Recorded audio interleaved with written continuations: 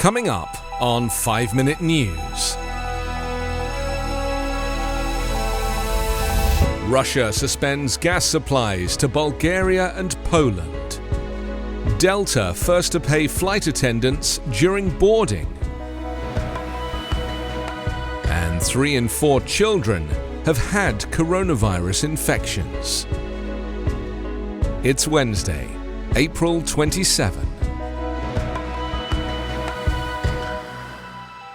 I'm Anthony Davis.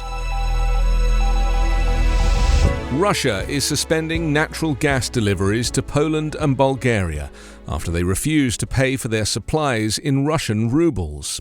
The governments of the 2 European Union and NATO members said Russian energy giant Gazprom informed them it was halting the gas supplies starting today.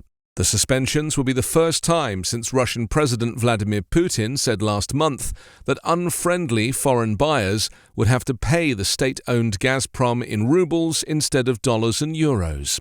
No country, except for Hungary, has agreed to pay in rubles. If Gazprom suspends supplies to other countries, it could cause economic pain to Europe, causing gas prices to rise and possibly leading to rationing. Germany is particularly vulnerable due to its heavy dependence on Russian gas, but cut-offs would also deal a blow to Russia's own economy. Poland has been a strong supporter of neighbouring Ukraine during the Russian invasion. It is a transit point for weapons the United States and other Western nations have provided Ukraine. The Polish government confirmed this week it was sending tanks to Ukraine's army. On Tuesday, it announced a sanctions list targeting 50 Russian oligarchs and companies, including Gazprom. Bulgaria, once one of Moscow's closest allies, has cut many of its old ties with Russia after a new liberal government took the reins last fall and after Putin's military invaded Ukraine. It has supported sanctions against Russia and provided humanitarian aid to Ukraine. Europe imports large amounts of Russian natural gas to heat homes, generate electricity, and fuel industry. Around 60% of imports are paid in euros and the rest in dollars. Putin's demand was apparently intended to help bolster the Russian currency amid the Western sanctions imposed over the war. European leaders said they would not comply with the ruble's requirement, arguing that it violated the terms of contracts and their sanctions against Russia. Delta Airlines, which is facing another attempt to unionize its flight attendants, will begin paying cabin crews during boarding, a first for a major US airline. Across the airline industry in the United States, hourly pay for flight attendants starts when all the passengers are seated and the plane's doors are closed. Delta said the change would start on the 2nd of June on all flights. In a memo to flight attendants, Delta's Senior Vice President of In-Flight Service, Kristen Mannion-Taylor, said the new pay further recognizes how important your role is on board to ensuring a welcoming, safe, and on-time start to each flight.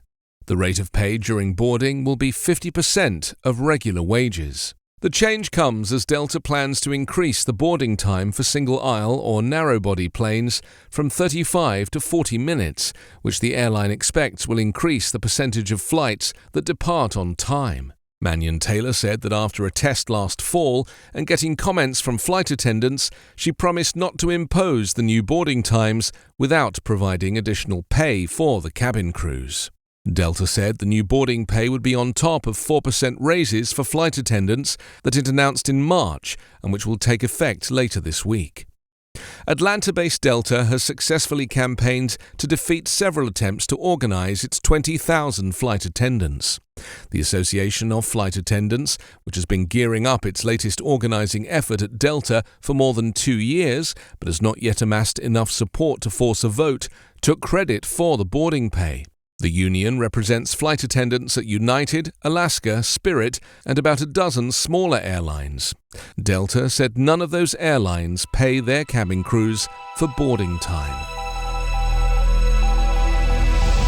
3 out of every 4 US children have been infected with the coronavirus, and more than half of all Americans had signs of previous infections, CDC researchers estimated in a report yesterday. The researchers examined blood samples from more than 200,000 Americans and looked for virus-fighting antibodies made from infections, not vaccines. They found that signs of past infection rose dramatically between December and February, when the more contagious Omicron variant surged through the US. For Americans of all ages, about 34% had signs of prior infection in December. Just 2 months later, 58% did. The news came as Pfizer sought permission to offer a booster dose to kids aged 5 to 11, just like people aged 12 and older can get. In the CDC report, the most striking increase was in children. The percentage of those 17 and under with antibodies rose from about 45% in December to about 75% in February. Reported COVID-19 cases had a huge surge in December and January, then fell almost as dramatically as they had risen. But daily case counts have been trending up again in recent weeks. Meanwhile, Vice President Kamala Harris tested positive for COVID-19 yesterday, underscoring the persistence of the highly contagious virus, even as the US eases restrictions in a bid to return to pre-pandemic normalcy. You can subscribe to 5-Minute News on YouTube with your preferred podcast app. Ask your smart speaker or enable 5-Minute News as your Amazon Alexa flash briefing skill. Subscribe, rate and review online at 5minute.news. 5-Minute News is an Evergreen podcast covering politics, inequality, health and climate, delivering independent, unbiased and essential world news daily.